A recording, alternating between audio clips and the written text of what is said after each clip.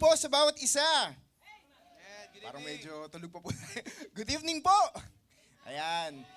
Welcome po sa atin pong Wednesday prayer meeting and nandito po tayo to worship the Lord at nandito po tayo para tayo po ay manalangin po sa Panginoon po mamaya and nais ko pong i-welcome yung mga kasama po natin online. Hopefully po ready na po tayo to worship the Lord and let's all stand up. Let us start with our call to worship, ang atin pong panawagan sa pagsamba. Sa Romans chapter 12 verse 1, sabay-sabay po nating bigkasin. Ready, begin. Kaya nga mga kapatid, ipinamamanhi ko sa inyo, alang-alang sa mga kahabagan ng Diyos, na inyong iharap ang inyong mga katawan na isang haing buhay, banal na kaaya-aya sa Diyos, na siya ninyong katampatang pagsamba. At para naman po sa pahayag ng puso sa pagsamba, sabay-sabay din po nating bigkasin. Ready, begin. Sasambahin ko ang Diyos sa espiritu at katotohanan. Sasambahin ko ang Diyos ng may malinis na puso at kalooban. Sasambahin ko ang Diyos sa pagpupuri at awitan. Sasambahin ko ang Diyos ng may mataas na paggalang. Sasambahin ko ang Diyos sa pagbibigay siya'y aking pararangalan.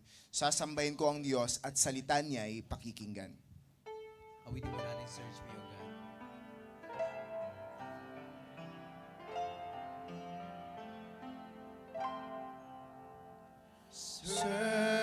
God. Search me, O God,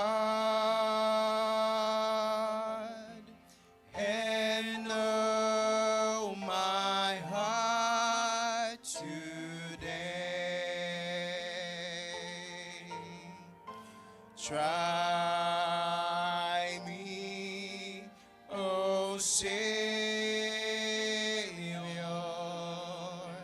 know my thoughts, I pray. See if there be some wicked way in me. Cleanse me from every sin and set me free. Cleanse me from every sin and set me free. Tayo po'y sumandaling manalangin.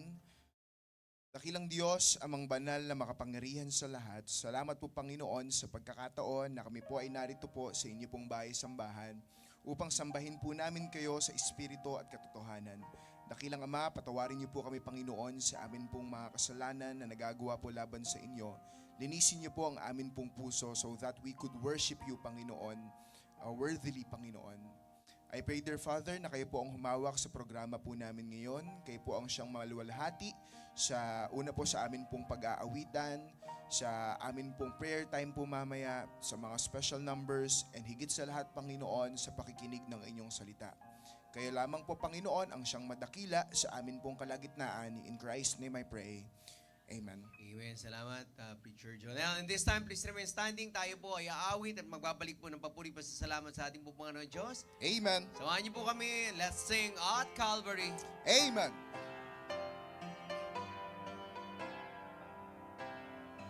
Years I spent in vanity and pride, caring not my Lord was crucified, knowing not it was for me He died on Calvary. Mercy there was great and grace was free, pardon there was multiplied to me. There my burdens all found liberty at Calvary. By God's word at last my sin I learned, then I trembled at the law I'd spurn, till my guilty soul imploring turned to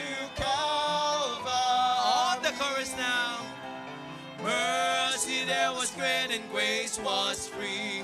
Pardon there was multiplied to me. There my burdens of on liberty at Calvary. Oh, the love that through salvation's plan. Oh, the grace that brought it down to man. Oh, the mighty gulf that God it span at Calvary. For the last time, let's sing the chorus. Mercy there was great and grace was free. Pardon there was multiplied to me. There my burdens of our liberty at Calvary.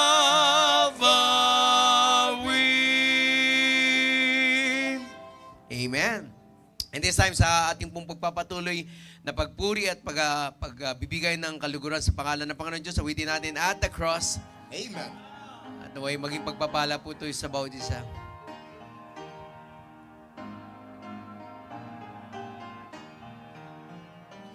Alas, and did my Savior bleed, and did my Sovereign die?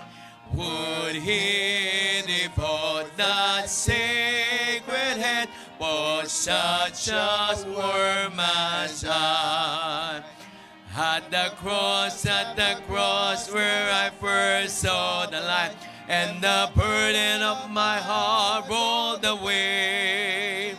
It was there by faith I received my sight, and now I am happy all the day. Was it for crimes that I had done? He grown up on the tree. Amazing pity, grace unknown, and love beyond the... Okay, come on everyone. At the cross where I first saw the light, and the burden of my heart rolled away. It was there by faith I received my sight, and now I am happy all the day. But drops of grief can near repay the debt of love I owe. Here, Lord, I give myself to Thee. This all that I can. One last time, everyone. At the cross where I first saw the light, and the burden of my heart rolled away. It was there by faith I received my sight, and now I am happy all the day. Amen. And the people of God says, Amen. please be seated po. Amen. Salamat po, Pastor Del, sa napakasiglang awitan po na yan. And I hope and pray na na-bless po ang atin pong puso. Bago po tayo dumako po sa atin pong prayer time for tonight. Again, ang prayer po, ito po ay isang napakahalagang bahagi po ng buhay ng isang Kristiyano. Amen? Dapat po lagi po tayong nagpe-pray.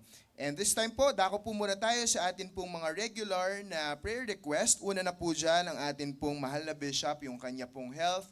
10 po ng kanya pong pamilya, lagi po natin silang ipag-pray.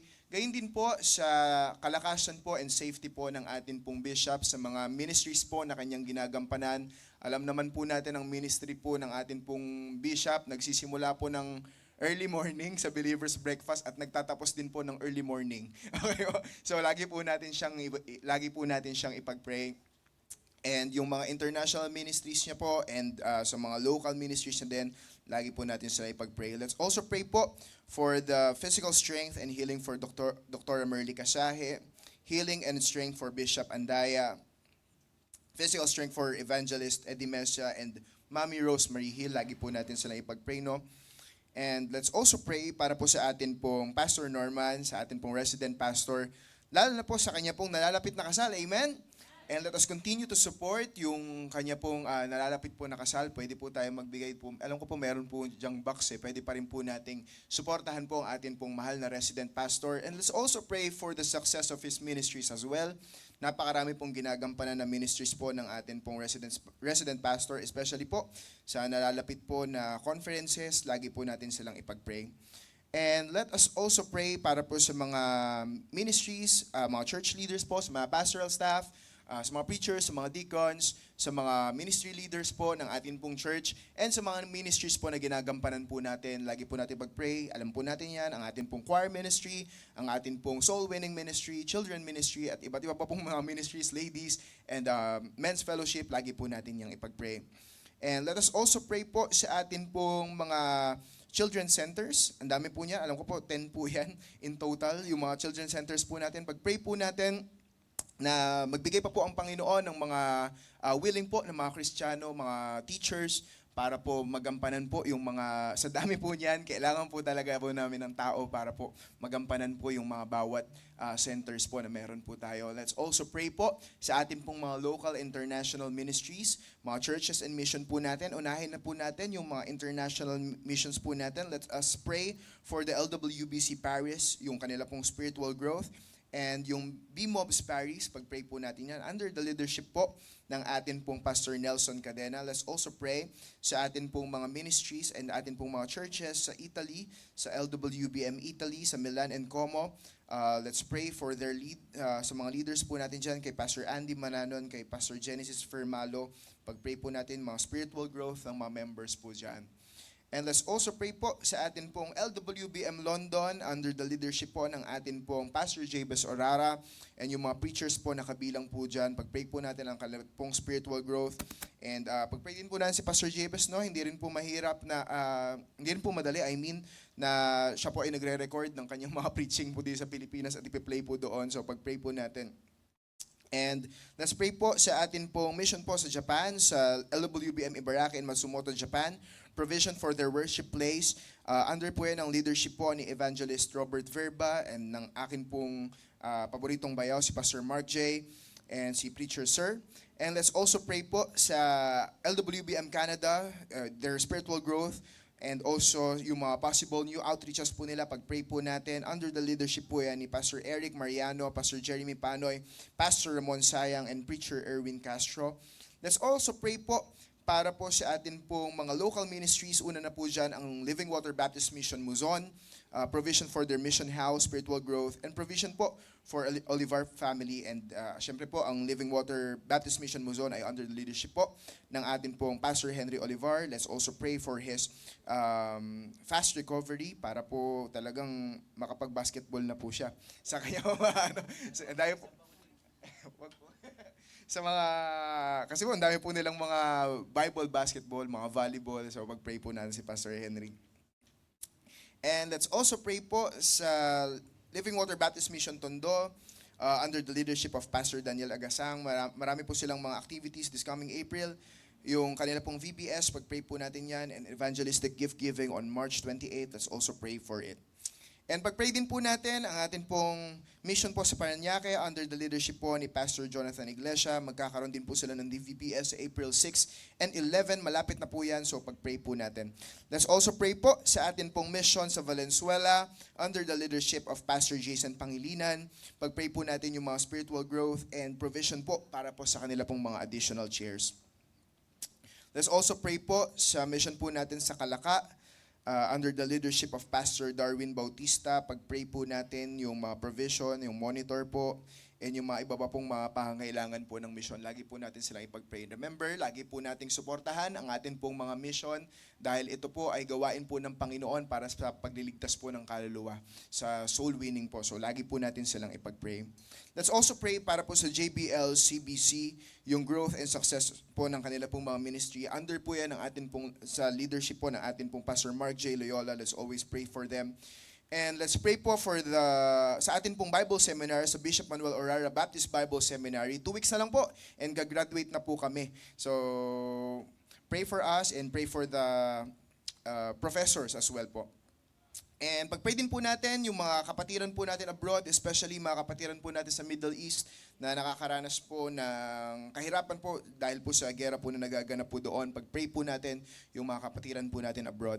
Let's also pray for the construction of MIBC Monterrey new building and facilities. Pag-pray po natin yan. And this time po, dako po tayo sa atin pong mga kapatiran na meron pong karamdaman. Pag-pray po natin, of course, ang atin pong mga precious rubies and sa kalahatan po ng atin pong mga senior citizens sa atin pong church, pag-pray po natin yung kanila pong kalakasan. And yung mga kapatiran din po natin na pregnant po, pag-pray po natin sila, yung safe pregnancy po nila Ma'am Den Iglesia, si Sister Pinky Alpuerto, and si Ma'am Noemi, pag-pray din po natin. More. Ayan, so pag-pray din po natin yung safe delivery and provision po for Rosa Manlapas, healing of Glenda Shell, Eden Segundo, Marisa Tovillo from cancer. Pag-pray din po natin yung mga gastos po nila sa hospital, yung mga kailangan pong therapy, pag-pray po natin yan. Let's also pray for the healing of Deacon Chito sa kanya pong trigeminal neuralgia, healing for Cheryl Silverio from brain aneurysm. Pag-pray din po natin yung healing po para po kay Brother Warex and yung gastos po sa pagdadialysis, pag-pray po natin yan. And of course, complete recovery, tulad po na sinabi ko kanina kay Pastor Henry, kay Nanay Ligaya Duran, kay Sis Aida Amican, kay Preacher, sa tatay po ni Preacher Jojo, pag-pray po natin. Let's also pray for the good health and lab test for Nanay Gloria Cabiling, kay Nanay Antay Vicenta, pag-pray po natin yan. Healing and strength for Sis Maan's mother, kay Nanay Anita po, and Sis Mary, pag-pray po natin yan. And let's also pray for the healing and recovery po for Pastor Adan Panizales, pag-pray po natin. Stroke din po yan, so pag-pray po natin. Healing for Joseph Linget's heart condition, yung CKD po, hindi ko po alam kung ano po yan, pero pag-pray po natin sa kanya pong, and sa kanya pong prostate, pag-pray din po natin. Complete recovery for Ma'am Susan Permites and good health for Pastor Elmer Permites and family. Let's also pray for the fast recovery and healing po for Edwin Loyola and fast recovery for the Nicerio family. And pag-pray din po natin yung mga businesses po na meron po ang atin pong mga kapatiran po ng atin pong church. Ang Rayco, ang Jenlin and Jenner Publishing House, ang LMV Enterprises, Bubble and Brew Cafe, NAMH Transportation Services, ang SSM Trading, Bayong Republic PH, yung Add to Art, Lyra, especially yung Team Diamond, RMS Transportation Services, Rosemars Travel and Tours, Palimbagan Printing House, New Global Century Security Services, at ang Harvey's Laundry Shop. Yan, pag-pray po natin yung laundry shop po ni Harvey. Pero ibang Harvey po yan eh. Okay, so pag-pray po natin yan. And let's also pray sa mga kapatiran po natin na naghahanap po ng work kay Brother Kyle and kay Sis Jezza. Pag-pray po natin, especially po yung mga kapatiran po natin na dumadayo po from province, tapos naghahanap po ng mga work po dito sa Manila. Pag-pray po natin sila na makahanap na po sila ng work.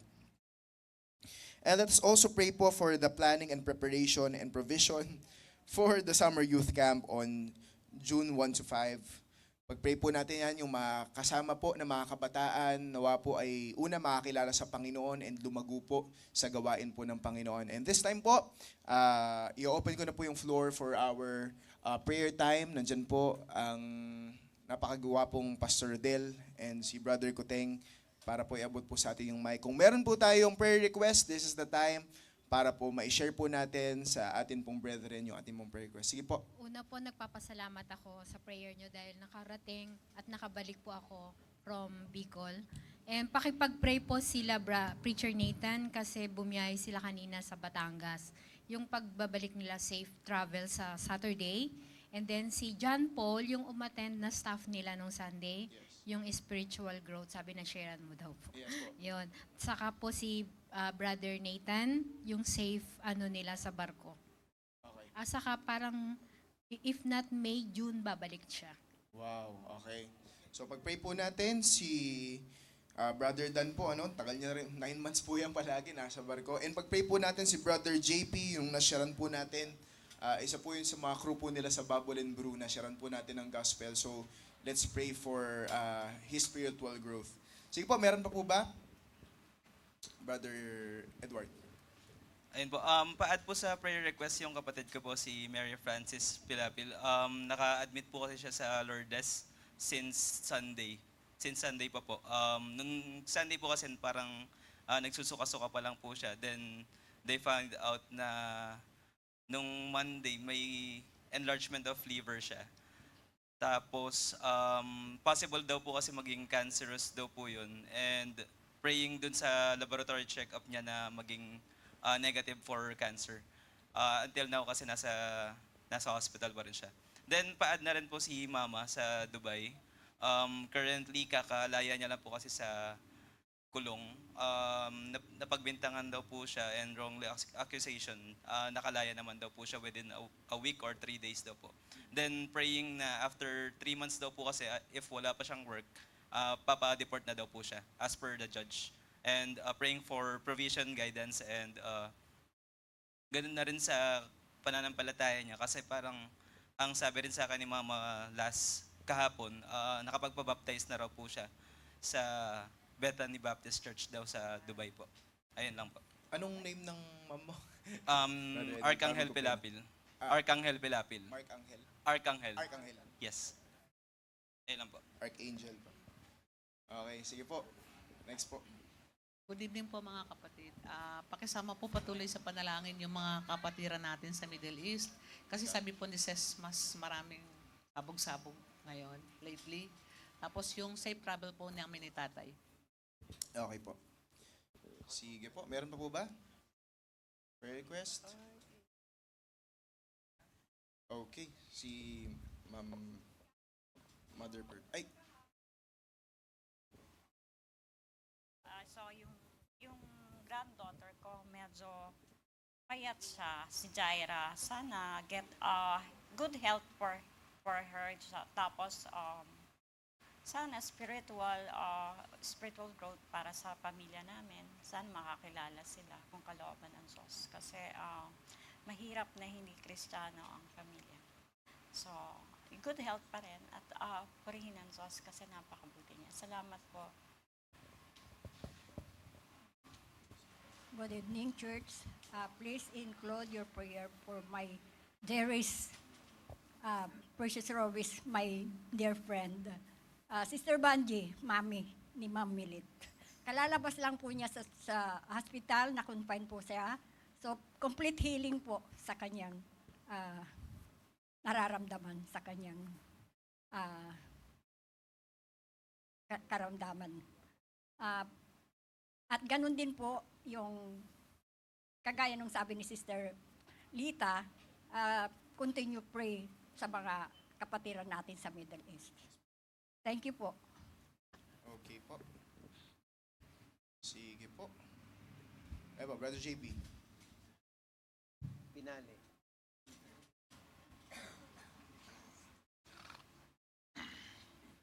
Sama niyo po sa prayer request. Ako po, babiyahe po ako sa Holy Week.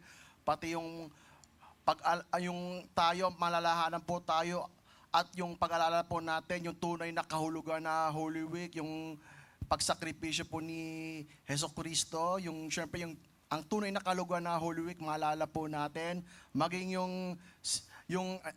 eto po, yung silver anniversary ng partnership natin ng AIM Foundation, 25 years. Maging yung kaibigan po nating si Pastor Jabez na mangunguna daw sa 1,000 voice choir. Pati itong April na to, memorial prayer request, pag-alala natin sa kaibigan nating si BMO. Kasi ako, namimiss ko rin yung kaibigan ko, lalo na si Pastor Jabez, namimiss niya tatay niya. Pasensya ka, very emotional. Naalala ko na naman siya, April eh. Maging yung kamag-anak ko si Jane, kasama yung nanay ko na mag-Holy Week po sa Taiwan. Maging yung pag-provide ng Lord po natin kasi yung sa gas gasos, yung gas for the ministry, yung sa pang-ministry. Wala muna sa church outing yung gas for the ministry. Ika nga, gastos gas for the ministry sa church vehicle po. Maging yung sa akin po, advance sa October, yung celebration po ng senior anniversary ng tita ko sa Japan. Hindi ko alam kung sasama ba kami or hindi. Maging yung mga iba pang mga up and coming church activities po. Pati yung si Pastor Nelson, muntik na nakalimutan, nag-birthday po siya. Pati yung 20th anniversary po nila Pastor Bong Bernalsang at ng ZBBC. Church, thank you po sa inyong prayer request po. Thank you po. Thank you po. Pag-pray po natin yan, yung magastos po na gas, pag-pray po natin na bumaba na. Marami pong naapektuhan din po na mga mission po dahil po dyan. Una po yung sa atin pong, sa church po natin sa Pampanga, grabe po ginagastos po nila sa pag-drive-drive. So pag-pray po natin na bumaba na po yung gasolina. And matapos na rin po yung gera po doon sa Middle East para hindi na po maapektuhan yung mga kapatiran po nandun. And this time, dako po tayo sa atin pong prayer time. I would like to ask everyone na mag-partner-partner po tayo and let us encourage the kids to pray as well. Kung may kasama po tayong bata, mag-pray din po sila. Partner-partner po tayo ngayon. And then I will close in a quick prayer po. Lagi po natin tandaan, pag-pray po natin yung safety po nila Preacher Nathan sa pagbalik po nila. And then, yung sa ate po ni Brother Edward, si Marie, pag-pray po natin yung sa kanyang liver enlargement. And yung sa mother po ni Brother Edward din, si Archangel Pilapil, si Jaira din po, yung kanya pong sickness. And yung complete recovery po ni Mami Vanji po, pag-pray po natin.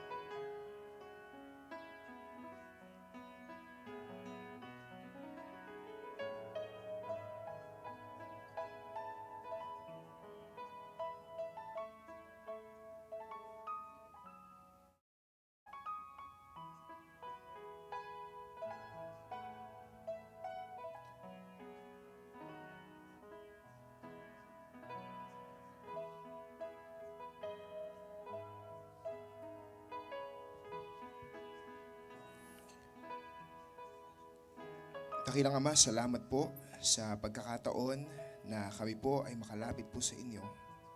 Alam ko po, Panginoon, hawak niyo po, Panginoon, ang lahat ng bagay at kayo po, Panginoon, ang siyang may katugunan, Panginoon, sa lahat po ng dalangin po namin sa inyo. Nawa dakilang Diyos, ang amin pong panalangin ay tugunin niyo po, Panginoon, ng naaayon, Panginoon, sa inyong kalooban para po sa amin. Kayo po pa rin po, Panginoon, ang siyang madakila kung ano man po, Panginoon, ang inyo pong maging sagot sa amin pong mga prayer. Kayo po, Panginoon, siyang mapapurihan sa gabi pong ito as we worship you. In Christ's name I pray. Amen. Amen. This time po, alam ko po, wala naman po tayong first time visitor ngayon. I-welcome po natin ang bawat isa. Tumayo po tayong lahat. At awitin po natin ang ligaya ng buhay. Tumayo lang po muna tayo sa ating pong first stanza and then magkamayan po tayo sa second. Ligaya ng buhay kung kilala mo si Kristo. Ligaya ng buhay kung siya'y manunubos mo. Babaguhin ang iyong buhay kung siya ay makamtan. Ang maging kay Kristo ay tunay na ligaya ng buhay. Kamayan po natin ang bawat isa. What a happy life it will be if you know my Savior Jesus. What a happy life it will be if He is your Savior too. He will change your life completely if you just accept Him too. Just receive Him fresh today and you'll have a happy life with Christ. Ang maging kay Kristo ay tunay na ligaya ng buhay. Amen. Sa ating pong pagbalik, sa ating pong mapuan, muli tayo po ay umawit sa ating pong mga ng Diyos. Awitin mo natin. And let's feel the message of this song, The Old Rugged Cross. On a hill far away stood an old rugged cross, the emblem of suffering and shame. And I love that old cross where the dearest and bed for a word of lost sinners was slain. So I cherish the old rugged cross till my trophies at last I lay down. I will cling to the old rugged cross and exchange it someday for a crown. Oh, that old rugged cross, so despised by the world, as a wondrous attraction for me. For the dear Lamb of God left His glory above to bear it to the Calvary. Come on, everyone. So I cherish the old rugged cross till my trophies at last I lay down. I will cling to the old rugged cross and exchange it someday for a crown. To that old rugged cross I will ever be true. Each shame and reproach gladly bear. Then He'll call me someday to my home far away, where His glory forever I'll share. Come on, everyone. So I cherish the old rugged cross till my trophies at last are laid down. I will cling to the old rugged cross and exchange it someday for a crown. Amen. Marinig po tayong mupo, and this time, pakinggan po natin ang tanging bilang.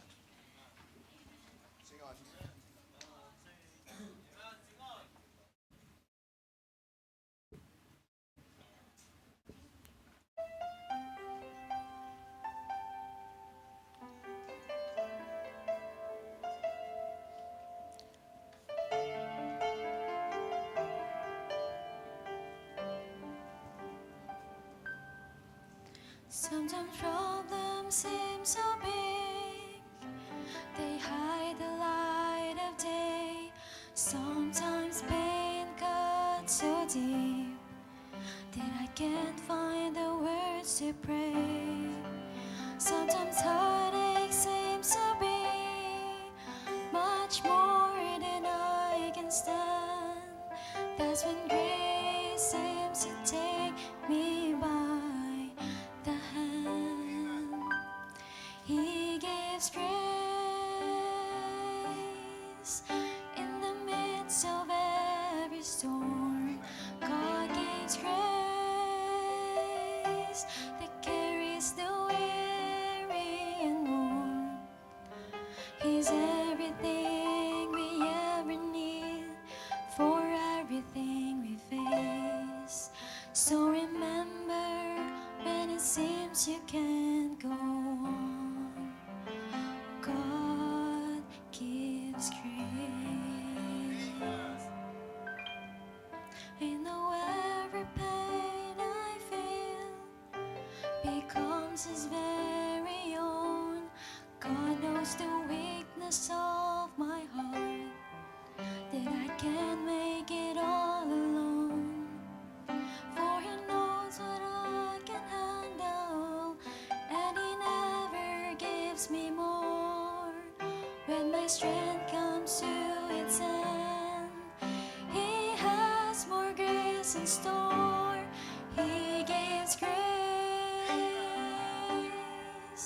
in the midst of every storm. God gives grace that carries the weary and worn.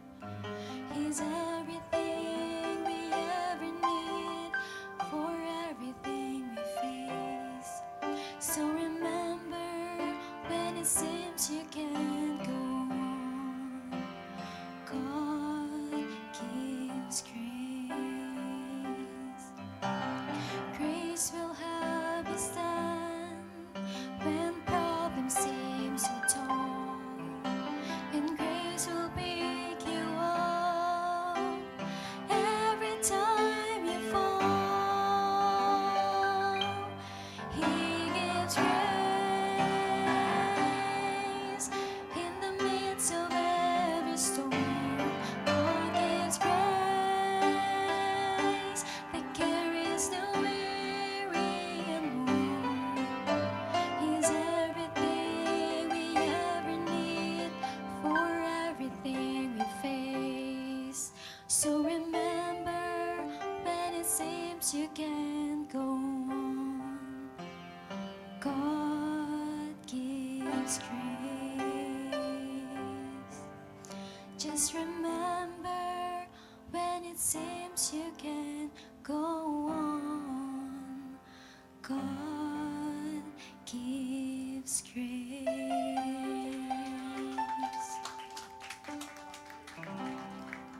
To God be all the glory. Praise God po. Tunay po na napakamabiyaya po ng ating po Panginoon. And this time, let us give our undivided attention for the preaching of God's Word na ihatid po sa atin ng ating pong mahal na resident pastor, Pastor Norman Mari Gatdula. Amen. Good evening po sa ating lahat. Alam po natin na ang week po na ito sineselebrate po yung Holy Week, no? At nandito po tayo sa pag-aalala po natin sa Panginoon, sa naging sakripisyo po ng ating po Panginoon doon po sa krus ng Kalbaryo. Pero pinapaunahan ko na po ang bawat isa na naniniwala po tayo na ang Panginoong Hesus po ay nandun na po sa kalangitan. Buhay po ang ating po Panginoong Hesus at hindi every year namamatay po ang Diyos. Okay, isang beses lang po namatay ang Panginoong Hesus at pagkatapos po ng 3 araw, siya po ay nabuhay magmuli upang magbigay po ng kaligtasan po sa sangkatauhan. At lahat po ng mananampalataya sa Panginoon ay hindi po mapapahamak bagkus magkakaroon ng buhay na walang hanggan. So tayo na po tayong lahat, let's all stand at ating pong basahin po ang ating pong text ngayong gabi po na ito. Patuloy po natin pag-pray ating pong mahal na bishop sa lahat po ng mga ministeryo na meron po siya, and of course always thankful po tayo sa ating pong mahal na bishop sa lahat po ng pagtitrain, lahat po ng pag-aalaga po sa atin, no? Especially sa akin po, lalo na po sa mga mensaheng ibinibigay sa atin ng Panginoon, lalo na pong napapagtibay ito sa pamamagitan ng training po ng ating pong mahal na bishop. At ayun po, pag-pray po natin na this Sunday, kasama po natin ating pong mahal na bishop. Amen? So, sige po, let's read our text tonight. By the way po, i-support natin every day yung 7 last sayings ng Panginoong Hesus through Believer's Breakfast with BFDV. Napakaganda po ng mga mensahe ng Panginoon sa pamamagitan po ng ating pong mahal na bishop. Kaya gising po tayo ng 5 a.m. at tayo po yung magmuni-muni, magnilay-nilay patungkol po sa 7 last words na ating pong Panginoon. Isaiah chapter 53. Isaiah chapter 53, let us read all together mula po verse 1 hanggang verse 12. Sabay-sabay po nating basahin. And let me now give you the message that I entitled, Remembering the Many Sufferings of Jesus Christ.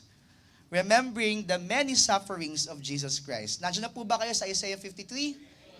Okay po, sabay-sabay po nating basahin, beginning at verse 1.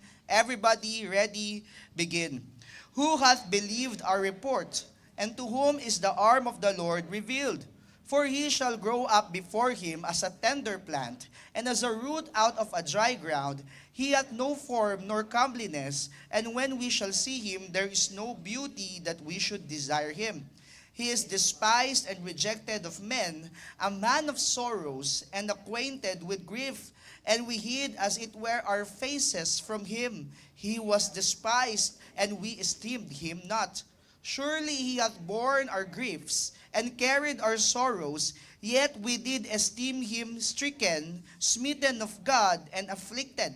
But he was wounded for our transgressions, he was bruised for our iniquities. The chastisement of our peace was upon him, and with his stripes we are healed. All we like sheep have gone astray. We have turned everyone to his own way, and the Lord hath laid on him the iniquity of us all. He was oppressed and he was afflicted, yet he opened not his mouth. He is brought as a lamb to the slaughter, and as a sheep before her shearers is dumb. So he openeth not his mouth. He was taken from prison and from judgment, and who shall declare his generation? For he was cut off out of the land of the living, for the transgression of my people was he stricken. And he made his grave with the wicked, and with the rich in his death, because he had done no violence, neither was any deceit in his mouth. Yet it pleased the Lord to bruise him. He hath put him to grief. When thou shalt make his soul an offering for sin, he shall see his seed. He shall prolong his days, and the pleasure of the Lord shall prosper in his hand. He shall see of the travail of his soul, and shall be satisfied. By his knowledge shall my righteous servant justify many, for he shall bear their iniquities. Therefore will I divide him a portion with the great, and he shall divide the spoil with the strong, because he hath poured out his soul unto death, and he was numbered with the transgressors, and he bare the sin of many, and made intercession for the transgressors. Tayo po ay manalangin. Dear Father in heaven, gabayan niyo po kami, Panginoon, na may pag-iingat po sa pakikinig ng inyong salita. Nawa, Panginoon, gamitin niyo po ako, Panginoon, bilang instrumento upang maipangaral, Panginoon, ang mensahe pong gusto niyo pong mapakinggan po ng inyong pong mga anak. Lord, gabayan niyo po ang bawat isa po sa amin. At salamat, Panginoon, sa kaligtasan na meron po kami. Hindi po namin to deserve. At gabi po ang pinagdaanan po ng Panginoong Jesus upang kami, Panginoon, ay mabigyan po ng kaligtasan. Nawa po, Panginoon, sa amin pong pagsasaalang-alang po ng mga sakripisyo ng Panginoong Jesus ay amin pong makita sa aming buhay na wag namin i-take for granted ang salvation na meron po kami. Bagkus, Panginoon, ma-appreciate po namin kung ano po ang pinagdaanan upang kami magkaroon ng kaligtasan. At ito po, Panginoon, ang magdulot po sa amin upang gumawa ng tama sa buhay po na ito. Thank you for everything, Lord. We praise you, we honor you. In Jesus' name we pray. Amen and amen. Remembering the many sufferings of Jesus Christ. Sa ating pong introduction, gusto ko po munang i-point out na sa paumpisa po ng panahon, sa Garden of Eden, maayos po ang relasyon ng tao at ng Diyos. Alam po natin na inilagay po ng Diyos ang tao sa Garden of Eden, sa Hardin ng Eden, at maayos po ang fellowship po ng Panginoon at ng tao. Ngunit sa kasalanan po ng tao, nahulog po ang tao sa kasalanan, nawala po yung koneksyon. Kaya ang sabi po sa Romans chapter 3 verse 23, for all have sinned and come short of the glory of God. Naputol po yung fellowship. Dahil po sa presence po ng kasalanan. Kaya ang sabi po doon, no, lahat po tayo nagkasala at hindi tayo nakaabot sa kaluwalhatian ng Diyos. Pagdating po sa glory of God, pagdating po sa standard ng Panginoon, pagdating po sa, di ba, sa buhay po natin, hindi po tayo makakaabot po sa Diyos. Ang sabi po ng 1 Corinthians chapter 15 verse 56, the sting of death is sin, and the strength of sin is the law. Nung pumasok po ang kasalanan sa mundo, nung pumasok po ang kasalanan sa sangkatauhan, ang naging sting po ng death is sin. Ibig sabihin, ang naging produkto po ng sin, eventually po ay kamatayan. Ang tao po ay namatay dahil po sa kasalanan. At lahat po ng namamatay ay mapupunta po sa impyerno. Totoo po na may impyerno. At ang lahat po na mapupunta sa impyerno ay yung mga makasalanan. Lahat po tayo doon. Kaya nga kahit anong gawin po natin, anumang kabutihan ang gawin po natin, hindi po tayo makakabot sa kaluwalhatian ng Diyos sapagkat meron po tayong maduming dugo. Dugong makasalanan na magbubulid po sa atin sa impyerno. Kaya gusto ko pong makita po natin dito, ano po ang relasyon ni Jesus Christ sa kasalanan at kamatayan. We have to study in our introduction the significance of Christ, the significance of the cross or crucifixion, and the significance of Calvary. Umpisahan po natin sa significance of Christ. Ready na po ba tayo? Opo, introduction pa lang po muna tayo, ha?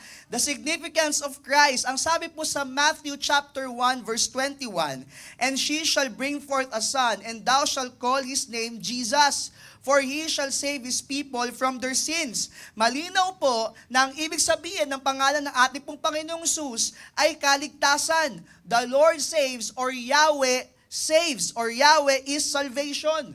Yung Jesus po kasi sa original po na tang, Yeshua. Ang ibig sabihin po nun, the Lord saves or Yahweh is our salvation. Now, ang lagi pong ikinakabit po sa pangalan ni Jesus ay Christ. Jesus Christ. Anong ibig sabihin po ng Christ? Yung Christ po ay Griego o yung Christos, Greek term po siya for Messiah. At ang ibig sabihin po ng Messiah ay anointed one or anointed king. So ang ibig sabihin ng pangalan ng Panginoong Hesus, Jesus Christ, the Savior who is the promised Messiah. Ang pinapakita po ng pangalan na Jesus ay yung purpose of His coming. At ang purpose po ng pagdating ng Panginoon, ano po? To save. So yung Jesus shows the purpose of His coming, to save people, to save humanity from their sins, to save us from death in hell. At yung title na Christ naman shows the promise of His coming, na merong hari, na merong deliverer na pupunta, darating. Kasi yung po ibig sabihin ng Messiah, the promised one, the anointed king, the anointed one, the promised deliverer. So kapag sinabi pong Jesus Christ, He is the Savior, okay, who is the promised Messiah. Nakita natin doon yung purpose of His coming, which is to save, at yung promise of His coming na siya yung magiging deliverer po natin. Siya po yung magliligtas sa atin at siya yung magiging hari po natin. Okay, the significance of Christ. Pangalawa po, the significance of the cross or crucifixion. Ang cross po ay yung capital punishment po ng Roman Empire. Sa panahon po natin ngayon, ito po yung lethal injection. Although ngayon po ay wala po, di po pinapractice yung lethal injection. At kung i-compare po natin yung lethal injection sa crucifixion, walang-wala po yung lethal injection kasi patutulugin ka lang doon, patay ka na agad. Ganun yung lethal injection. Pero sa time po ng Roman Empire, ang ipinapako po sa krus ay para po yan sa mga kriminal, worst of criminals. Yan ang pinakamataas na death penalty, capital punishment nga po. Pag sinabing capital punishment, yan ang pinakamataas na parusa para sa mga worst criminals. At ang cross po ay nagpapakita po, nagsisignify po yan ng sin and shame. Sin, shame, and suffering. Yan po ang pinapakita po ng krus. Now, the cross was designed to disgrace the criminal. Ipinapakita po ng cross na ipinapahiya yung kriminal. Yan po ang disenyo po ng krus. Bakit po? Ang lahat po ng pinapako sa krus, tinatanggalan po ng damit, ine-expose po publicly, at ang krus po ay reserved lamang po yan sa mga rebelde, sa mga slaves. In fact, yung mga Roman citizen, hindi po yan pwedeng ipako sa krus. Maliban na lang kung traidor sa Roma. So, ang mga pinapako sa krus ay mga rebelde, slaves, enemies of Rome, and worst criminals. Kaya nga may aral din po na baka yung mga thieves na kasama ni Jesus Christ ay mga rebelde po yun sa Roma. At yung mga rebelde po kasi sa Roma, ang ginagawa nila, nagnanakaw din sila ng mga gamit ng mga mayayaman kasi nga nagre-rebelde sila sa Rome.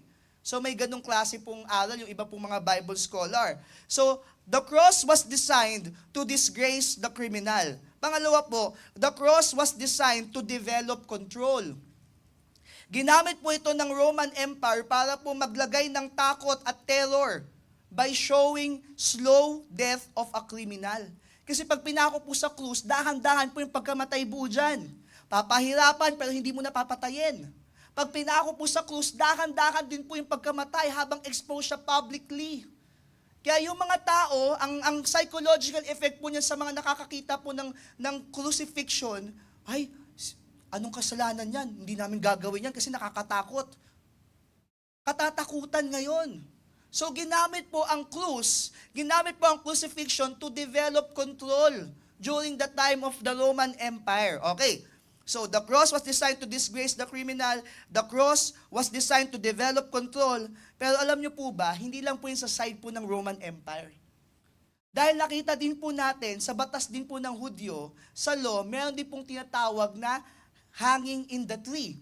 Okay? So the cross was also designed to depict the curse of the law. Galatians chapter 3 verse 13. O sige po, kayo po magbasa. Galatians chapter 3 verse 13. Everybody, ready? Begin.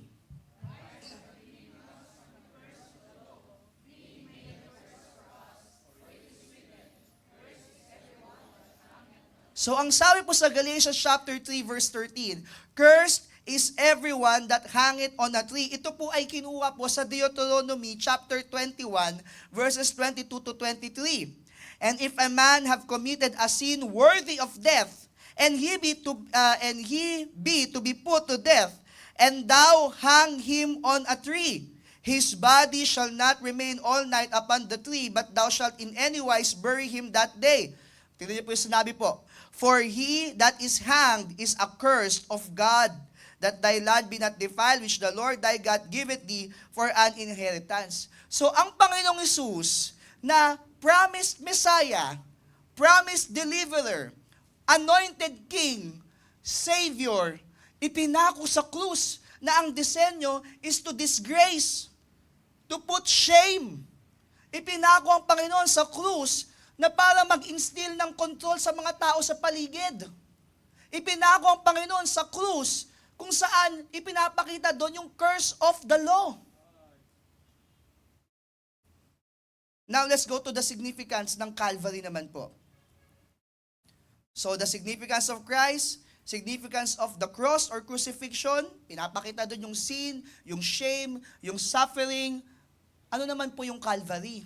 Yung Calvary po, nabanggit po yan, so doon po na tayo po sa Matthew chapter 27 verse 33. Matthew 27 verse 33.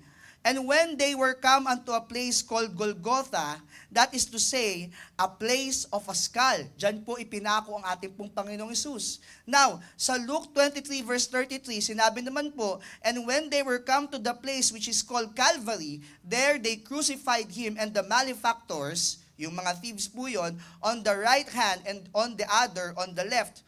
Ang Golgotha po is the original Aramaic name. Ang ibig sabihin po nan, the place of a skull. Ano ba yung Tagalog ng skull? Bungo, di ba? So yung Calvary po is a translated name. So it refers to the same place. Golgotha, Calvary, pareho lang po yun. So ano po ang significance po ng Calvary? Diyan po yung capital punishment isinasagawa ng Roma. It is a place of death. This is where the Lamb of God was killed and sacrificed to give us eternal life. So kung makita nyo po, yung krus, kung ginamit po kung paano mamamatay ang Panginoong Hesus, it depicts sin, shame, suffering, at doon siya pinatay sa lugar na tinatawag the place of a skull. Kung saan, kapag narinig ang Golgotha, ang naaalala ng mga tao, kamatayan. At napaka-ironic, no?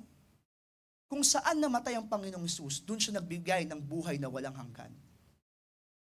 Doon nagsimula ang buhay na walang hanggan ng tao. Sa kanya pong sakripisyo, doon po sa krus ng Kalbaryo. Kaya gusto ko pong makitindihan po natin, no? Tayo pong hindi connected sa Panginoon because of our sin. Hindi tayo makakaabot sa Panginoon kahit anong gawin po natin. Kailangan magpadala ng tao upang mailigtas ang tao. At ang Diyos ay nagkatawang tao upang maligtas ang sangkatauhan. Upang ang lahat sa atin na mananampalataya sa Panginoon ay makakaabot muli sa Diyos. Naniniwala naman tayo na ang Diyos, ang Panginoong Hesus, ay 100% God, 100% man. Naniniwala po tayo sa doktrina po na ito. Kung bakit kinakailangan po na magdagdag ng sangkatauhan o ng pagkatao ang Panginoong Hesus, dahil kailangan po yan upang tayo po ay maligtas. Kailangan niyang pagdaanan yung mga pinagdaanan natin. Kailangan niyang pagdaanan ang lahat ng mga bagay pero walang kasalanan. Upang tayo po ay maligtas. Kaya nga babalik po tayo sa Isaiah chapter 53. Nandiyan pa po ba kayo? Sa Isaiah chapter 53, makita po natin ang hula o ang propesiya ni Isaiah patungkol po sa paghihirap po ng ating pong Panginoong Hesus. At hihimay-himayin po natin yung bawat verses po. Huwag po kayong mag-alala, maikli lang naman po ito. May 5 lang naman po tayong puntos, no? 5 puntos. Ready na po ba tayo? Okay po. So pag may nakakatulog po, tapos pinag-uusapan po ang kaligtasan, ang sakripisyo ng Panginoon, sigawan natin na ipako sa krus. Yun lang po, no? So, huwag niyo pong tutulugan ito sapagkat importanteng usapin po ito habang inaalala po natin ang lahat ng sakripisyo ng Panginoon. Sana masalamin natin sa ating buhay kung gaano tayo pinagpala na nakakilala tayo sa Panginoon. Sana ma-appreciate natin na tayo'y pinaghirapan ng Panginoong Hesus. Kaya nga ang title po, Remembering the Many Sacrifices of the Many Sufferings of Jesus Christ. Number 1, ang sabi po sa Isaiah chapter 53, verse 1 to 4, Who hath believed our report? And to whom is the arm of the Lord revealed? Sa paumpisang verse po ng Isaiah chapter 53, ipinapakita na agad ang isang katanungan o dalawang katanungan ng prophet Isaiah. Sino ang mangniniwala sa ating report? And to whom is the arm of the Lord revealed? Ipinapakita po nito na sa panahon ang Panginoong Hesus ay mag-appear, marami po ang mawawalan ng pananampalataya o walang pananampalataya sa Panginoon. Marami ang hindi maniniwala sa Panginoon. At kahit hanggang ngayon po, ang daming hindi naniniwala sa Panginoon. In fact, just a few years after po na mag-ascend ang Panginoon sa kalangitan, may mga kumakalat na po na doktrina, dun po sa Bible times pa lang po, na hindi talaga totoong dumating ang Panginoong Hesus. Eh lalo na po ngayon, 2,000 years after. So, ang sabi ni Isaiah, who hath believed our report? And to whom is the arm of the Lord revealed? For he shall grow up before him as a tender plant, and as a root out of a dry ground. Alam po natin na ang Panginoong Hesus ay nasa linya po siya ni Jesse. At nung time po ng Roman Empire, wala pong hari ang Hudyo. O kung may hari man yung Hudyo, si Herodes po yun, eh hindi naman talaga Hudyo si Herodes. So, wala pong galing sa lineage ni Jesse, pero ang pangako ng Panginoon, manggagaling ang Messiah sa lineage po ni Jesse. Okay? O sa lineage po ni David. Yan po ang pangako po ng Panginoon. Ang sabi po, yung Mesias, yung suffering servant, he shall grow up before him as a tender plant, parang shoot or parang young plant, ganun yung idea, and as a root out of a dry ground. Mag-a-appear po ang Panginoong Hesus sa isang time sa history ng Israel kung saan wala silang totoong haring Hudyo, kung saan wala po yung pinangako ng Panginoon na magdi-deliver po sa kanila. Now, tingnan niyo po yung verse 2. For he shall grow up before him as a tender plant. He hath no form nor comeliness, and when we shall see him, there is no beauty that we should desire him. Hindi po ito sinasabi na napangit si Jesus Christ. Ang sinasabi lang nito, average looking si Jesus Christ. Hindi po siya parang head turner. Ano niyo po ibig sabihin ng head turner? Yung for example, si Preacher Kevin, lumakad, mapapatingin yung mga tao, pogi, kunyari, ganun po. O kaya si Pastor Jabez, pag ano, ay, yung pogi, ganyan, bawi na, okay. O kaya si PRT, pag dumaan, di ba? Uy, si John Lloyd. Hindi po ganun ang Panginoong Hesus. Sabay ganun no? Hindi po ganun ang Panginoong Hesus. Na hindi siya head turner. Ibig sabihin, hindi siya pangit. Ibig sabihin lang po, yung itsura niya ay average looking. Parang ganito po, average looking lang po ako, no? Parang normal lang, no? Hindi naman pogi, hindi naman pangit, normal lang na tao, ganun. Normal lang, okay. So, ang sabi dito, there is no beauty that we should desire Him. So, kaya ang karamihan po ng mga Hudyo, maybe another reason kung bakit hindi tinanggap ng mga Hudyo, ng mga Israelite, ang Panginoong Hesus, kasi there's nothing special looking sa ating pong Panginoong Hesus. Now, when we go to verse 3, eto na, nagsimula na po. Ang hula ni Isaiah, patungkol po sa paghihirap, maraming paghihirap ng ating Panginoong Hesus. Ang sabi po ng verse 3, He is despised and rejected of men, a man of sorrows. Kaya ang point number 1 po natin, the man of sorrows. The man of sorrows. He is despised and rejected of men, a man of sorrows, and acquainted with grief, and we hid as it were our faces from him. He was despised, and we esteemed him not. Surely he had borne our griefs and carried our sorrows, yet we did esteem him stricken, smitten of God, and afflicted. Alam niyo po, magpapakita po ng mga verses po na ito, yung pinagdaanan po ng ating pong Panginoong Hesus para mabigyan po tayo ng kaligtasan. He became a man of sorrows. He was despised by people. He was rejected by his own countrymen. Na-feel niyo na po ba na ma-reject? Na-feel nyo na po ba na, di ba, hindi ma-accept ng mga tao sa paligid? I'm sure, marami sa atin, na di ba, if we want to belong to a group, pero hindi tayo ina-accept ng grupo po na yon. Pero, i-multiply mo yan 1,000 times, yan po ang naramdaman ng Panginoong Hesus. He was a man of sorrows. And in fact, nung nandun po siya sa krus, sa Mark 15 verse 34, I'm sure isa po ito sa magiging itatapik po na ating pong mahal na bishop, no? Mark 15:34, and at the 9th hour, Jesus cried with a loud voice saying, Eloi, Eloi, lama sabachthani, which is being interpreted, my God, why hast thou forsaken me? Remember his isolation. Remember the loneliness of the Lord. He was despised by the people. He was rejected by the people. Minsan ang ano po natin, ang drama po natin, mag-isa lang ako, lonely lang ako sa buhay. Tandaan mo, wala pa yung loneliness mo, wala pa yung isolation mo sa pinagdaanan ng ating pong Panginoon. Matindi po ang pinagdaanan ng ating pong Panginoon.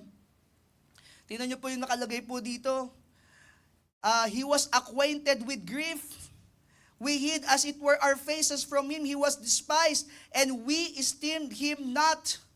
Surely he had borne our griefs and carried our sorrows. Now, nagkakaroon tayo ng idea kung bakit man of sorrows. Kasi hindi lang siya nakaranas ng rejection ng mga tao sa paligid. Pero isa sa purpose po nun, dinala niya yung lahat ng mga sorrows po natin. Dinala niya lahat ng burdens po natin. Kaya nga, di ba sa Matthew chapter 11, sabi doon, "Come unto me, all ye that work and are heavy laden." Di ba? At ang sabi doon, I will give you rest.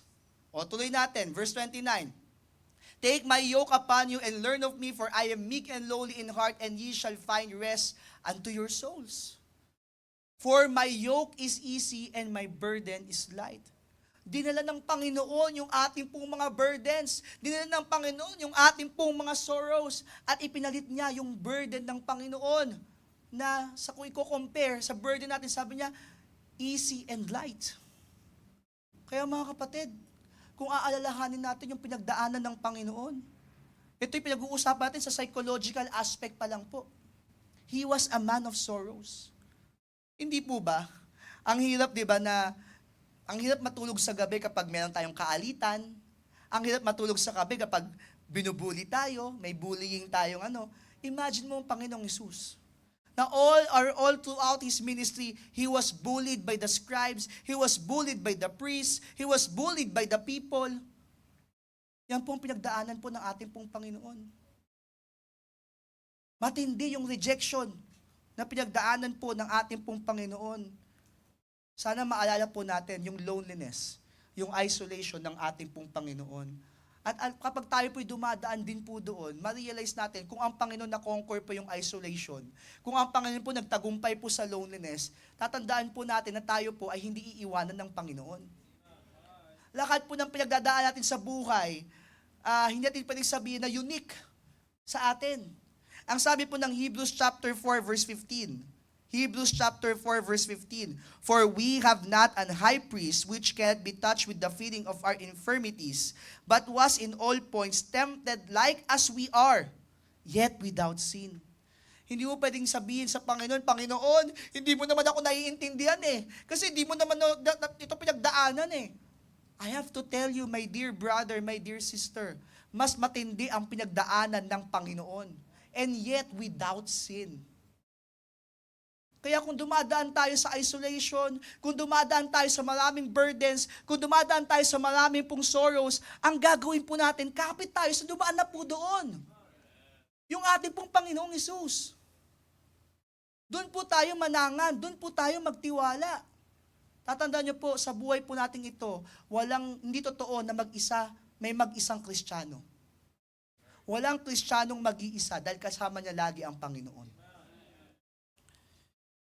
Ano po yung point number 1 po natin? Andiyan pa po ba kayo? Parang sorrowful na po kayo. The man of sorrows. Pangalawa, the man stricken or smitten of God. The man stricken or smitten of God. Isaiah chapter 53 verse 4 and 5. "Surely he hath borne our griefs and carried our sorrows, yet we did esteem him stricken, smitten of God, and afflicted. But he was wounded for our transgressions. He was bruised for our iniquities. The chastisement of our peace was upon him, and with his stripes we are healed." Ang pinapakita po ng verse 4, yung idea po ng smitten of God or stricken of God, parang pinarusahan ng Panginoon. Pinatay ng Panginoon. Sinaktan ng Panginoon. Yan po ang thinking ng mga Hudyo nung time po na yon. While they were looking at the Lord Jesus Christ, they were seeing a person being punished by God. Na parang idea ng mga tao, deserve niya yan kasi criminal siya. Yan po ang thinking po ng mga tao during that time, that God punished Jesus Christ because He was a sinner. And yet, He died for His haters. Sino yung mga hater niya? Kilala niyo po ba yung mga hater ng Panginoong Hesus? Sino po yun? Tayo po yun. PNG kasama ako. Tingnan niyo sinabi sa verse. Ang sabi doon, He hath borne our griefs and carried our sorrows, yet we did esteem Him stricken, smitten of God and afflicted. PNG, wala naman ako nung panahon na yun, hindi pa ako sinisilang. Pero dahil sa kasalanan natin, tayong makasalanan, lahat tayo hater ng Diyos. Ang thinking ng mga tao that time, pinako si Jesus Christ dahil deserve niya yon. But actually, wala siyang kasalanan. Ang totoong reason kung bakit siya ipinako sa krus, verse 5, but He was wounded for His transgressions? No. He was wounded for our transgressions. Not just the transgressions of the people that time, but even for your transgressions. For my transgressions. Sinugatan ang Panginoon para sa ating pong mga kasalanan. He was bruised for our iniquities. Yan po ang totoong rason kung bakit siya pinako. The people were thinking, deserve niya yan. But actually, kaya siya nandoon because of our iniquities, because of our transgressions. The chastisement of our peace was upon Him. At tinan niyo po, with His stripes, we are healed. Napakalinaw po ng hula ni Isaiah eh. Sapagkat alam natin na ang Panginoong Sus nilatigo. At kada latigo po sa ating pong Panginoong Sus, ang ating pong kagalingan. Yung spiritual sickness po ang pinag-uusapan po natin. Pero ang katanungan po, kasi sabi po ng mga tao, He was smitten by God. He was struck by God. He was stricken of God. So talaga ba siyang ay inismit ng Panginoon, smited by God? So, He was struck by God, especially by God the Father, not because He was a sinner, but because, was Jesus really smitten of God? Not because He was a sinner, but He really was smitten of the Father, and it pleased Him. Laktaw muna po tayo, punta tayo sa verse 10. Ang sabi po ng verse 10, yet it pleased the Lord to bruise Him. So in a way, may konting tama yung mga tao na talagang Diyos din ang nag-allow. Diyos din ang nag-allow na mangyari sa Panginoong Sus po ang mga bagay-bagay. Pero ang mali pong idea doon ay hindi dahil sa kasalanan. Dahil po sa kaligtasan. Kaya sa bawat paghihirap ng Panginoon, it pleased the Father. Bakit? Dahil maliligtas po ang mga tao sa bawat paghihirap ng ating Panginoon nung time po na yon. Kaya sabi doon, yet it pleased the Lord to bruise Him. He had put Him to grief. When thou shalt make His soul an offering for sin, He shall see His seed, He shall prolong His days, and the pleasure of the Lord shall prosper in His hand. Nawa po sa ating pong pagsaalang-alang po ng mga paghihirap ng ating pong Panginoong Sus, maalala din po natin yung kanyang innocence. Remember His innocence and remember His injustices. Hindi po deserve ng Panginoong Hesus na maipako po sa krus ng Kalbaryo. Pero ginawa niya po yon upang tayo po na dapat nakapako sa krus ay huwag na pong mapahamak. Bagkus tayo po ay magkaroon ng buhay na walang hanggan. Tama po, tayo dapat ang nakapako sa krus, hindi si Jesus Christ. Tayo po yung makasalanan. Tayo po ang gumawa ng krimen sa harapan po ng Diyos. Pero ginawa, inako po lahat yun ni Jesus Christ. Bakit? Kasi mahal na mahal po tayo ng Diyos. And it pleased Him, and it pleased the Lord to bruise our Savior. Remember His innocence and injustices. Tignan niyo po sa 1 Peter chapter 2. 1 Peter chapter 2, verses 21 to 25. For even hereunto were ye called, because Christ also suffered for us, leaving us an example that ye should follow His steps, who did no sin, neither was guile found in His mouth, who when He was reviled, reviled not again. When He suffered, He threatened not, but committed Himself to Him that judgeth righteously, who His own self bare our sins in His own body on the tree, that we, being dead to sins, should live unto righteousness, by whose stripes you were healed. Nakita niyo po yung reference mo sa Isaiah chapter 53? For ye were as sheep going astray, but are now returned unto the shepherd and bishop of your souls. The man smitten of God. The man stricken by God. Yan po ang Panginoong Jesus. Number 3, the man of substitutionary sacrifice. The man of substitutionary sacrifice. Ang sabi po sa verse 6 ng ating pong main text, nandiyan pa po ba kayo? All we like sheep have gone astray. We have turned everyone to his own way. Itong problema po natin. Tayo po ay napunta na sa kung saan-saang mga landas. Sa landas na hindi gusto ng Panginoon. We are sheep who have gone astray. We have turned everyone to his own way. May kanya-kanya po tayong landas. Wala po tayo sa kalooban ng Panginoon. At sa Panginoong Hesus, inilagay ang iniquity ng lahat sa atin. Ang tawag po dyan, substitutionary sacrifice. Na dapat ikaw ang paparusahan, dapat ikaw ipapako sa krus, pero iniligay lahat ng kasalanan natin sa ating pong Panginoong Hesus. And the Lord hath laid on him the iniquity of us all.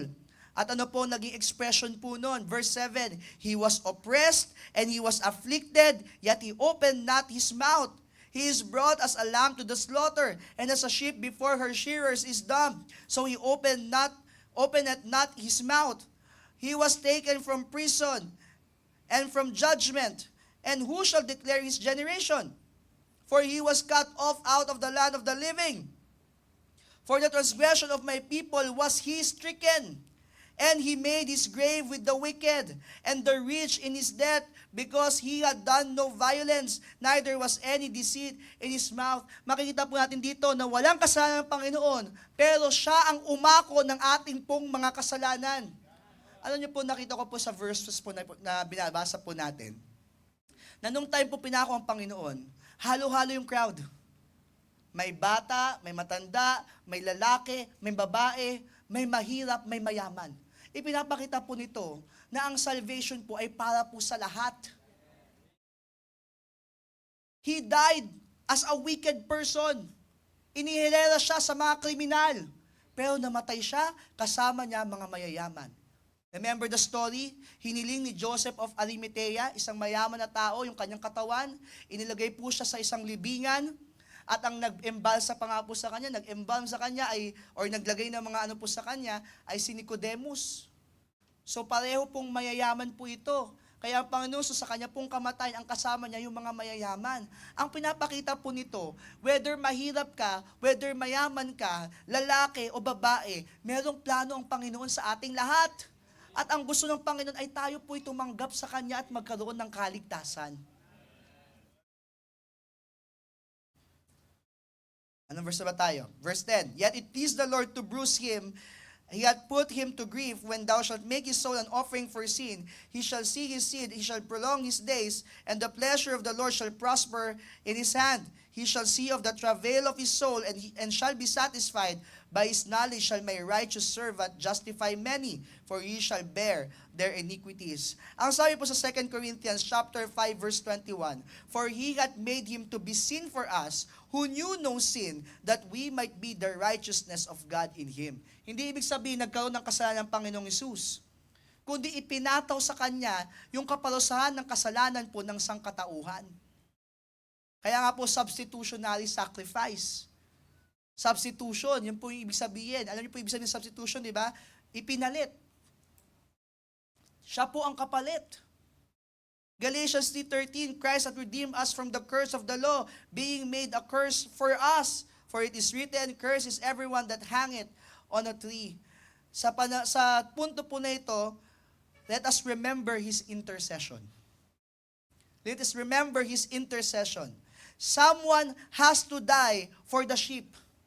Someone has to die for mankind. And that is the Lord Jesus Christ. Alam niyo po ba, na kahit po namatay po ang Panginoong Hesus, hindi naman natigil, nabuhay ang Panginoong Hesus, hindi natigil ang kanyang pagiging, di ba, intercessor po sa atin. 1 Timothy chapter 2 verse 5, for there is one God and one mediator between God and men, the man Christ Jesus. Remember po yung verse na binigay ko po sa inyo kanina? For all have sinned and come short of the glory of God. Ito po yung plot twist po niyan. Na dahil po sa Panginoong Hesus, siya na po yung mediator between God and men. Siya po yung connection. Siya na po yung missing na connection natin sa Panginoon. Ang Panginoong Hesus na po. Siya po yung mediator, siya po yung intercessor natin. Kaya nga mali po yung mga tinuturo ng ibang relihiyon na may taong mag-mediate sa Panginoon at saka sa tao. May mga, di ba, yung mga santo, yung mga iba-ibang mga tao. Mali po yan. Ang sinabi po ng Bible, there is one God and one mediator. Hindi maraming mediator. Isa lang daw po ang mediator, si Jesus Christ lang po yun. John 14:6, Jesus said unto him, I am the way, the truth, and the life. No man cometh unto the Father, but by me. Siya lamang po ang daan. Hebrews 9:27-28, and as it is appointed unto men, once to die, but after this, the judgment. Ang tao po, pag namatay, hatol ang kasunod po niyan. At ang hatol po sa sangkatauhan, impyerno. Verse 28, so Christ was once offered to bear the sins of many, and unto them that look for Him shall He appear the second time without sin unto salvation. Kaya lahat na matatanggap sa Panginoong Hesus ay hindi mapupunta sa kapahamakan, bagkus magkakaroon po ng kaligtasan. So, remember yung intercession po sa atin ng Panginoon, na dapat po tayo po yung mamamatay, pero Panginoong Hesus na po yung, dapat po tayong parurusahan, pero Panginoong Hesus na po ang nag-ako po ng kaparusahan. Ano po yung puntos po na yan? The man of substitutionary sacrifice. Number 4, the man of service. The man of service. Sa Isaiah 53 verse 11, binanggit po dyan, my righteous servant. My righteous servant. Sabi po sa Mark chapter 10 verse 45, Mark chapter 10 verse 45, for even the Son of Man came not to be ministered unto, but to minister, and to give His life a ransom for many. So as we remember the many sufferings of the Lord Jesus Christ, let us also remember His intention. Ang intention po niya is to obey the will of God. Meron siyang misyon. Kahit dumating po siya dito, He is the King of Jews. Sabi nga po, di ba, siya ang hari eh. Pero hindi siya pinaniwalaan ng mga Hudyo. Hindi siya matanggap ng mga Hudyo. Dahil hindi mukhang hari. Sabi nila, di ba, parang hindi naman mukhang hari, hindi dumating ng parang hari. Sapagkat ang intention ng Panginoon is to follow the will of God. He did not come here to be ministered unto, but to minister to people. Kaya nakita niyo po, nung time na po ng Panginoong Hesus, tuloy-tuloy po yung paggawa niya ng himala. Nagpagaling po siya ng mga bulag, nagpagaling po siya ng mga may sakit, bumuhay po siya ng mga patay, gumawa po siya ng iba-ibang mga wonders. Because yung kanya pong pagstay dito sa lupa is a life of ministry. At yun po yung ating pong susundan po na example din. Na hindi po naligtas tayo, satisfied na tayo sa ating pong kaligtasan. We are saved to serve God. To follow a life of ministry. Ministering to the people. Luke chapter 22, verse 42. Tingnan niyo po yung obedience ng Panginoon. Saying, Father, if thou be willing, remove this cup from me. Kasi alam ng Panginoon, napakahirap ng kanya pong gagawin eh. Yung suffering na mangyayari po sa kanya, napakahirap po nun.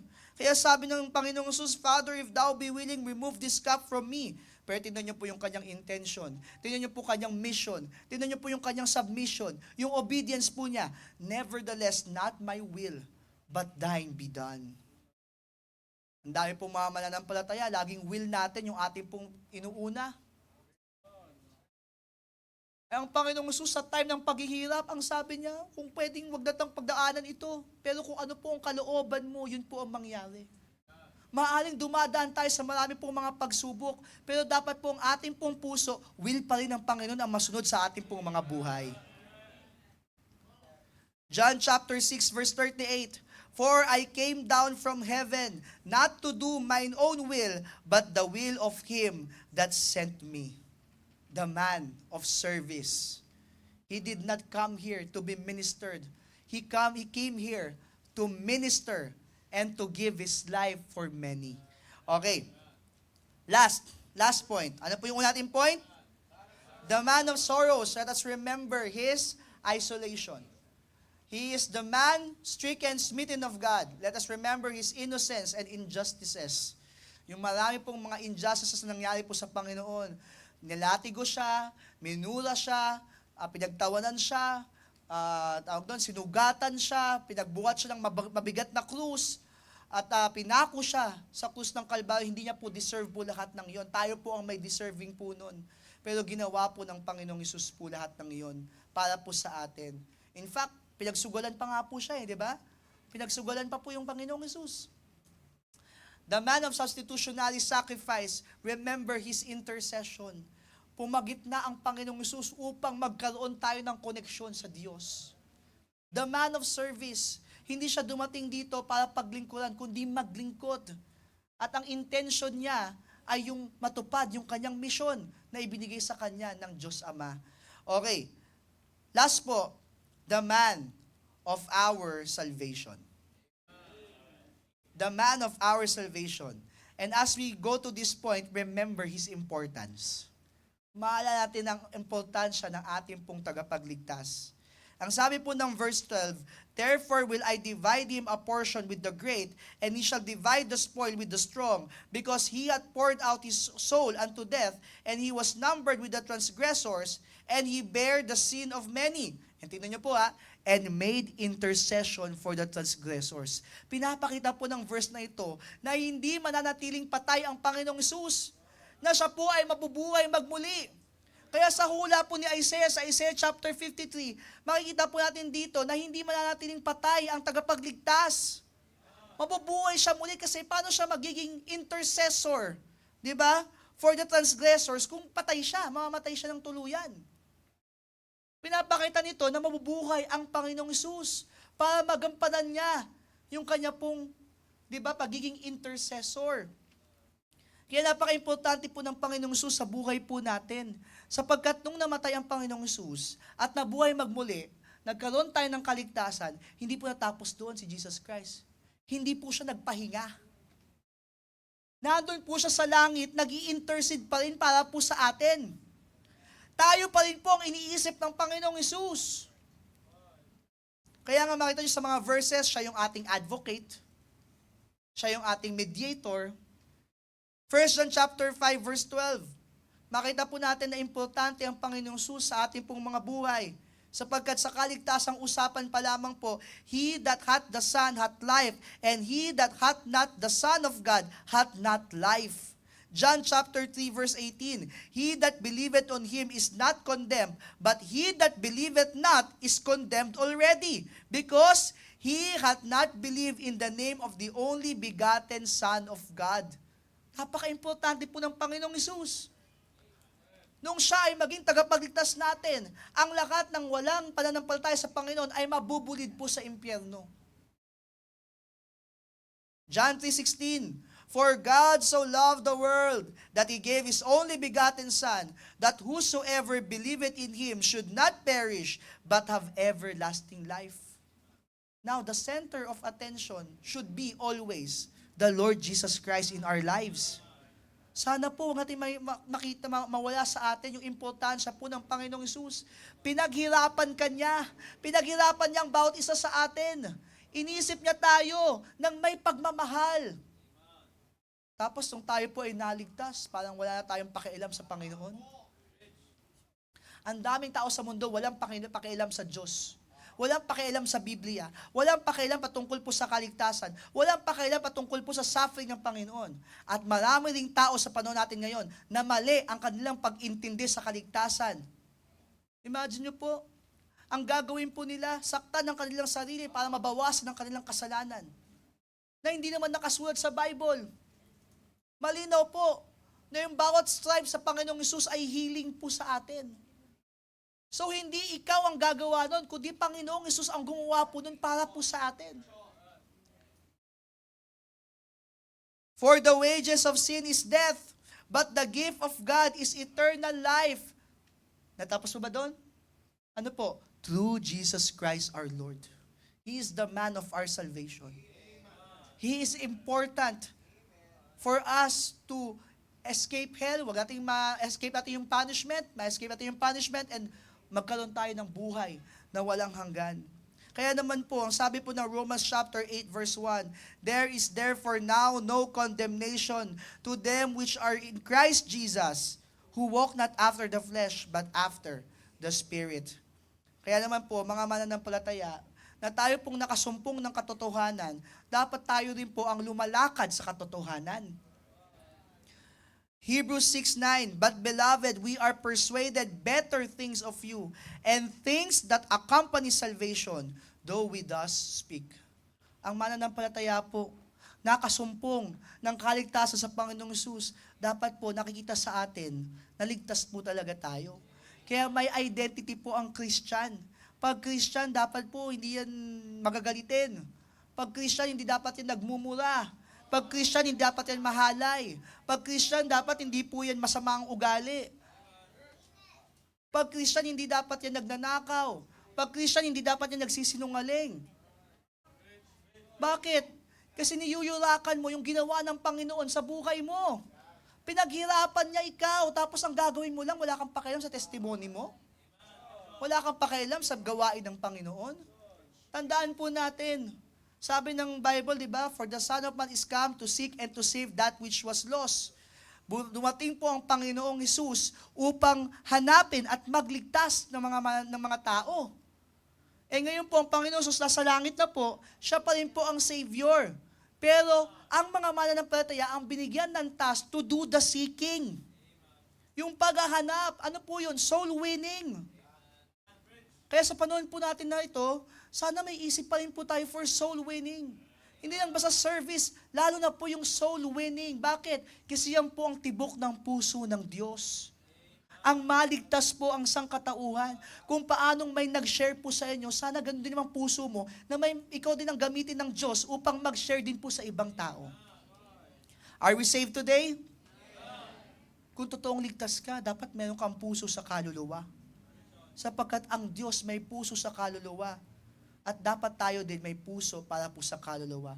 Sa panahon po natin na ito, na tayo po ay inaalala po natin ang pagkamatay ng Panginoong Hesus. Although alam natin na buhay po ang Panginoon. Hindi po siya namamatay every year. Pero pag inaalala po natin, sana maalala po natin kung gaano po tayo pinaghirapan ng Panginoon. Na sana dalhin po ito tayo sa tamang landas. Dalhin po tayo ito sa buhay na naglilingkod. At dalhin po tayo nito. Di ba? Yung ma-appreciate natin yung love ng Panginoon sa atin. Yung ma-appreciate natin na grabe yung suffering ng Panginoon sa buhay po natin. At sana dalhin na tayo nito sa lalong mainit na paglilingkod sa Panginoon. Lalong matatag na pag-soul win sa buhay po natin upang ma-soul win din po natin yung mga tao sa paligid po natin. Remembering the many sufferings of Jesus Christ. The man of sorrows, remember his isolation. The man stricken, smitten of God, remember his innocence and injustices. The man of substitutionary sacrifice, remember his intercession. The man of service, remember his intention to follow the will of the Father. And the man of our salvation, remember his importance. Kung wala ang Panginoon, kung wala ang Panginoong Hesus, wala po tayong kaligtasan. Sana makita po sa buhay natin, kung ligtas ka, makita sa buhay natin na talagang, di ba, we value the sacrifices of the Lord Jesus Christ in our lives. Tayo po tayong lahat, let's all stand. At sa ating pong panawagan po sa altar, ay siguro maganda po, pasalamatan natin ang Panginoon. Do you appreciate the sacrifice of the Lord Jesus Christ, the sufferings of the Lord Jesus Christ? Sino ba tayo? Wala namang kwenta po yung ating pong buhay. Pero pinaglaanan tayo ng pansin ng Panginoon. He was thinking of you nung siya po ay nakapako sa krus ng Kalbaryo. We are all sinners. We deserve hell. We deserve punishment. Pero nandun ang Panginoong Hesus, nagkatawang tao upang tayo po ay huwag mapahamak bagkus magkaroon ng buhay na walang hanggan. Kapatid, kung wala ka pang kaligtasan, Ang sabi ng Biblia, pananampalataya sa Panginoong Hesus ang magbibigay sa atin ng eternal life. Sa mga nanonood po sa atin sa online, ipagkatiwala mo sa Panginoon ang iyong buhay. Aminin mo ikaw ay makasalanan, na hindi mo kayang igtas ang sarili mo sa impyerno. Ang sabi ng Bible, kahit anong gawa po natin, hindi po yan ang magiging solusyon upang makapunta tayo ng langit.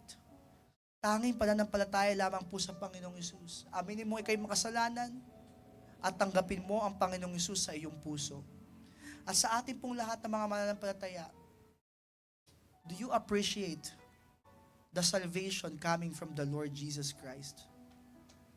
Importante pa rin ba sa iyo ang Panginoong Hesus? Why don't you go to the altar and just thank the Lord?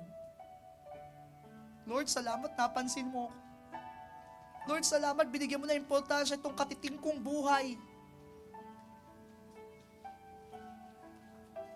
Hindi mo deserve na mapako sa krus. Ako yun eh.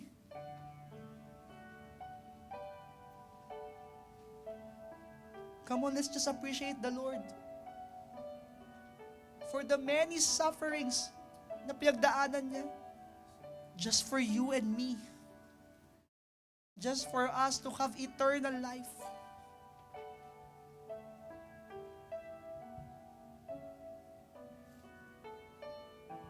Jesus loves you so much. Ikaw ang reason, ako ang reason kung bakit ipinako siya sa krus. He carried our burdens. He carried our sorrows. Kung ikaw ay nasa buhay na makasalanan pa rin, yes, ligtas ka nga, pero nandun pa rin sa buhay na makasalanan, it's time for you to think about this. Hindi ka niligtas ng Panginoon para mabuhay sa kasalanan. Niligtas ka ng Panginoon para maglingkod, para mag-share ng gospel. Kung nasa time na may pinagdadaanan ka, problema, tandaan mo, pinagdaanan ng Panginoon lahat ng yan. Kailangan mo lang manangan sa ating pong Panginoon. Dear Father in heaven, Lord, lumalapit po kami ngayong gabi po na ito, just thinking about the many sufferings of the Lord Jesus Christ. Hinubalan siya, nilatigo, dinulaan, inurakan, pinagtawanan, pinutungan ng koronang tinik, duguan ng muka, duguan ng katawan, pinagbuhat ng mabigat na krus, pinaglakad ng malayo,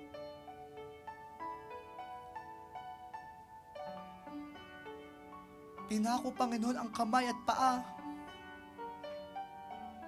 inilagay sa kahihiyan, tinusok ang tagiliran, despised of men, rejected by men. He had to do all of those things just for me, just for us. We don't deserve it, Lord. You don't deserve it. But thank you, Lord. Kasi kung wala po yun, wala kaming pag-asa. And now we have hope. Because the Lord Jesus gave His life for me, a sinner, a person deserving of the cross.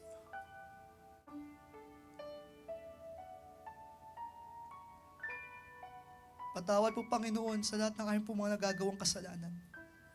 Patawad, Panginoon, sa mga panahon na dapat po kami naglilingkod, ngunit hindi po namin ginawa.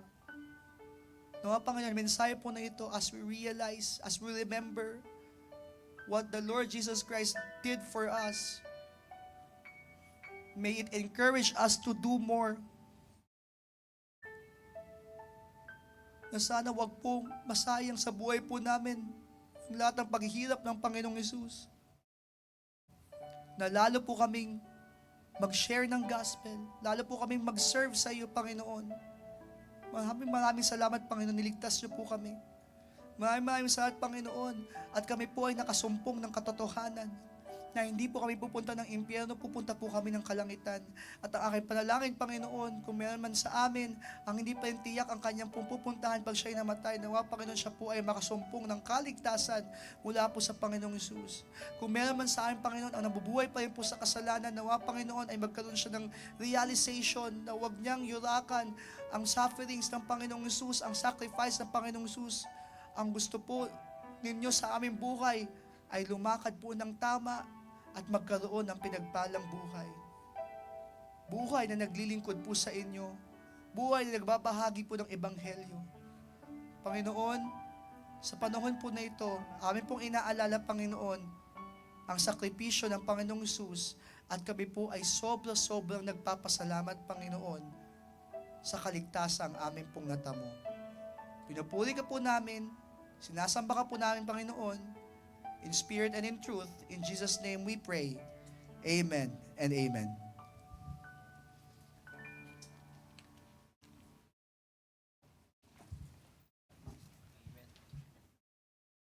Salamat po, Pastor Norman. And this time, sa ating pong pagbalik sa ating pong maapuan, ayahan ko muli ang bawat isang tumayo.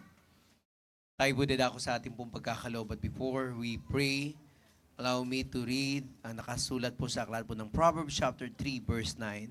And it says, "Honor the Lord with thy substance, and with the first fruits of all thine increase." Let us pray. Father God, once again, we thank you, Lord, for your goodness.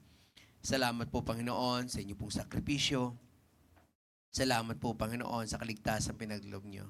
Sa pagkakataong to, Lord, bilang pagtanda ng aming pong pagmamahal, pagbabalik ng lahat ng Panginoon, ng kabutihan nyo sa amin, hayaan nyo, Panginoon, sa pamagitan ng aming pong mga offering and tithes, kayo po ang patuloy na madakil at maitaas. Gamitin nyo po, Panginoon, anuman pong mga halaga na aming pong maliko, para po sa patuloy na ikalalago ng inyong gawain dito po sa aming iglesia. Papuri pa sa salamat sa inyo lamang sa pangalan ni Jesus. Amen. Maaari na po tayong maghatid ng ating pong mga kaloob. Samahan niyo po ako, umawit po tayo sa ating pong Panginoon Diyos. I cannot come before a righteous holy Lord and offer to Him worldly things I do not need and hope His please. For He wants me to give a heart that's truly His, an offering of highest price, a servant who the Lord can use. And I will not offer anything that costs me nothing. I'll place before Him nothing less than my very best. And if I'm calling to sacrifice, it will be worthy of my price. I will not offer anything that costs me nothing. Anything that costs me nothing.